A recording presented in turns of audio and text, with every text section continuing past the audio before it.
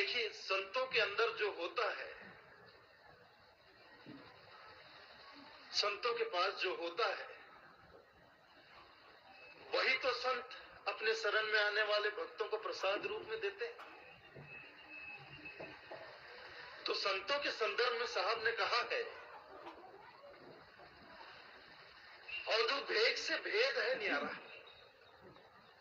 भेद कहते हैं संत को, अवधू भेद से भेद है न्यारा। संतों के जीवन में कोई भेद नहीं होता है। जीवन के तमाम भेदों को जो भेद लेता है, वही संत हो जाता है, वही संत कहलाता है। जिसके जीवन में कोई भेदभाव ना हो, जिसके जीवन में समता हो, जिसके पास समदृष्टि हो, जो सबको एक ही दृष्टि से देखता हो। साहब ने कहा, कहे कबीर चंडाल हुआई ताकर चरण पखारो भाई। आप और हम क्या कहते हैं? भाई कोई संत आए, महापुरुष आए तो उसके चरण पखारो भाई, ये हमारी भाषा है।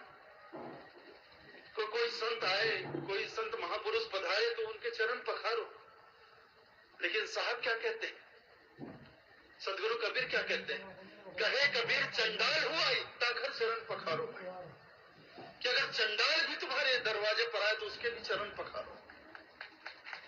संत के तो चरण पखारो, लेकिन चंडाल भी आए तो उसके भी चरण पखारो। भेद मत करो, किसी के साथ भेद ना रखो। तो ये समदृष्टि।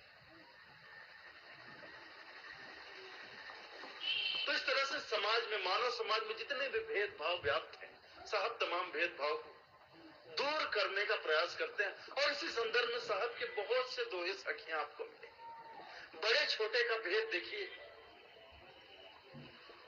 हम लोग बड़े छोटे का भेद करते हैं। जो निर्धन है, आर्थिक दृष्टि से जो कमजोर लोग हैं, निर्धन लोग हैं, उनके साथ हमारा व्यवहार कुछ और होता है। और जो धनी लोग हैं, बड़े लोग हैं, उनके साथ हमारा व्यवहार कुछ और होता है।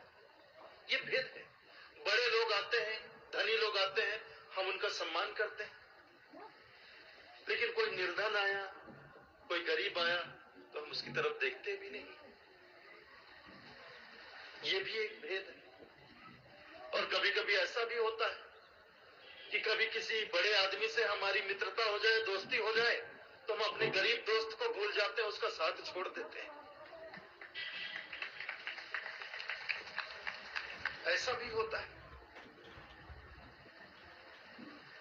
तो संत ये तमाम भेद दूर करना। देखिए, एक संत रहीम हुए।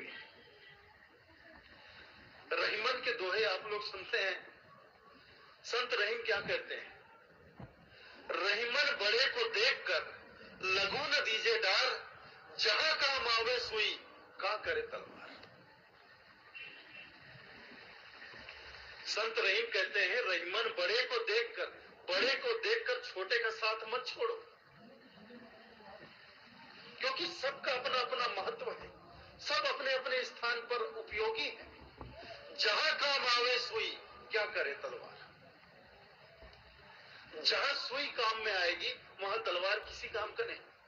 आपका कपड़ा फट जाए तो तलवार नहीं सिल सकता है। सुई से तलवार बहुत बड़ा होता है, लेकिन हमारा कपड़ा फट जाए तो सुई ही उसे सिल सकती है, तलवार नहीं सिल सकता है। तलवार तो और फाड़ देगा।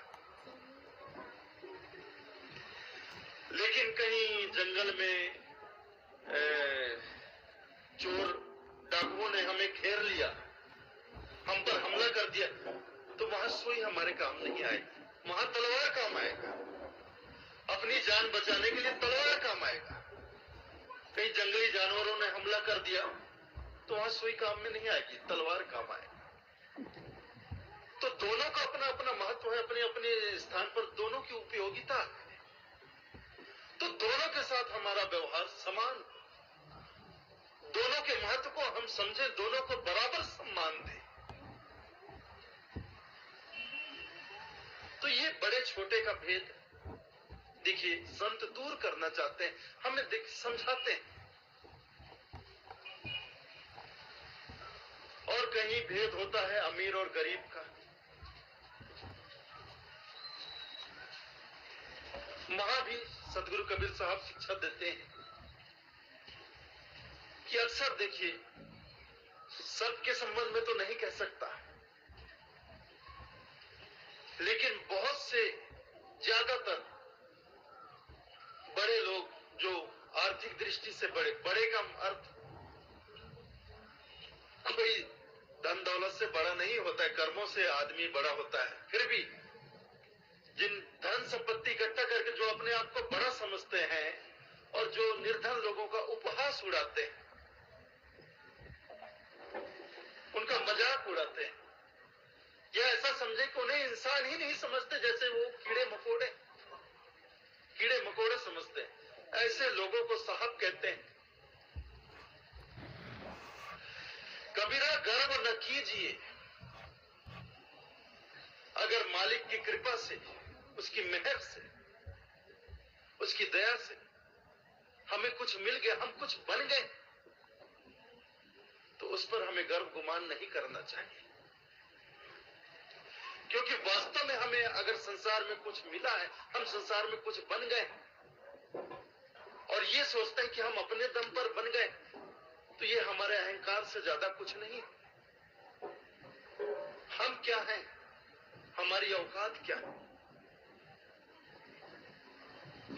हमसे कुछ नहीं हो सकता। अगर हम आज कुछ बने हैं, हमारे पास कुछ है, तो उस मालिक की कृपा से ही। हम क्या कर सकते हैं, हमसे क्या हो सकता है, कुछ नहीं हो सकता। लेकिन अगर हम सोचते हैं कि हमने किया, अपने दम पर किया है, तो ये हमारा दम्भ है, हमारा अभिमान। साहब कहते हैं, साई से सब होत है, बंदे से कछु नाही, राई से पर्वत करे, पर्वत राई। जो होता है वह साई से होता है, परमात्मा से होता है, ईश्वर से होता है, मालिक से होता है। साई से सब होता है, बंदे से कछु नाही, बंदे से कुछ नहीं होता है। जो होता है परमात्मा से होता है, मालिक से होता है। वो चाहे तो धूल के कण को पर्वत बना दे, वो चाहे तो पहाड़ को धूल बनाकर उड़ा दे।